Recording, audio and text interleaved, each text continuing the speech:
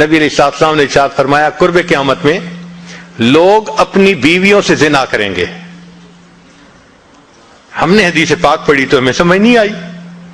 ہم نے اپنے استاد سے پوچھا کہ استاد جی یہ کیا معنی ہے کہ اپنی بیویوں سے زنا کریں گے؟ تو انہوں نے فرمایا ہاں اس کی کئی صورتیں ہیں.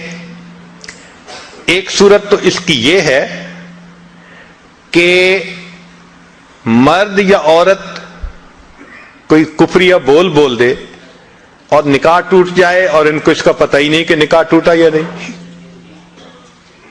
اور واقعی آج تو کفریہ کلمات کا علم ہی نہیں لوگوں کے پاس. بہت سینسیٹیو مسئلہ ہے یہ. مالا بدہ من میں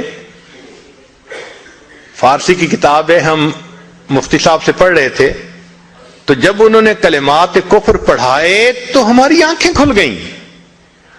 اس میں حضرت مفتی کفایت اللہ رحمۃ اللہ علیہ نے لکھا ہے, نہ مفتی قاضی ثناء اللہ پانی پتی رحمۃ اللہ علیہ نے لکھا ہے کہ اگر دو بندے گفتگو کر رہے تھے, ایک نے کہا کہ یہ تو شریعت کی بات ہے اور اگلے نے جواب دیا رکھ پرے شریعت کو فقد کفر, وہ آدمی کافر ہو گیا. شریعت کے بارے میں ایسی بات کہہ دینا کہ رکھ پرے شریعت کو, ایمان کہاں بچتا ہے؟ سوچئے.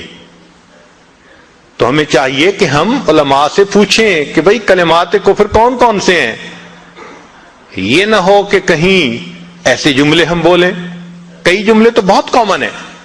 مثلا علماء نے لکھا ہے کہ کسی نے کہا کہ کہاں رہتے ہو؟ دوسرے نے کہا فلاں جگہ رہتا ہوں. او خدا دے پچھاوڑے, خدا کے پچھاوڑے یعنی خدا کے پیچھے رہتے ہو, فقط کفر, ایسا بندہ کہنے والا کافر ہو جاتا ہے.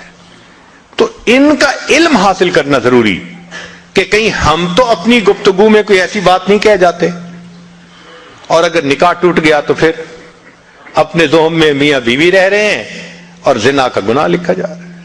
تو فرمایا کہ مرد قرب قیامت میں اپنی بیویوں سے زنا کریں گے. ایک صورت تو یہ ہے, یہ کفریہ کلمہ بیوی بولے تو بھی نکاح ٹوٹا, خامد بولے تو بھی نکاح ٹوٹا.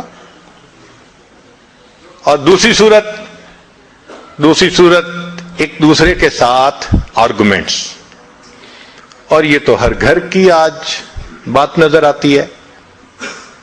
جس گھر میں دیکھو الا ماشاء اللہ وہی حال ہے.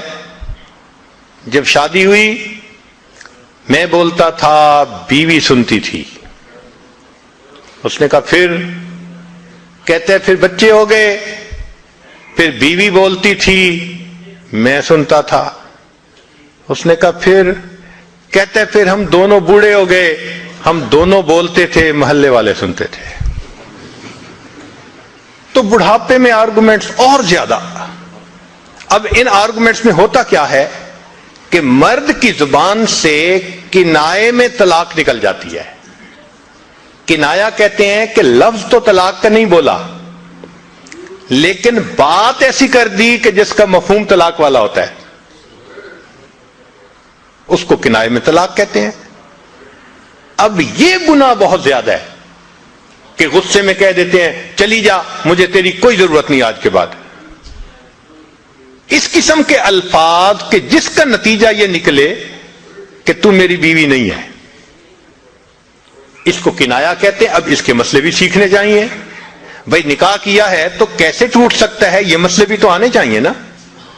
یہ کہاں لکھا ہوا ہے کہ آپ ٹیکس کے سب مسائل جانتے ہیں, بزنس کے سب کوڈز جانتے ہیں, فلاں کا سب نالج آپ نے حاصل کیا ہوا ہے, اور ایک مومن نکاح کر لیتا ہے اور اس کو نکاح طلاق کا پتہ ہی نہیں ہوتا.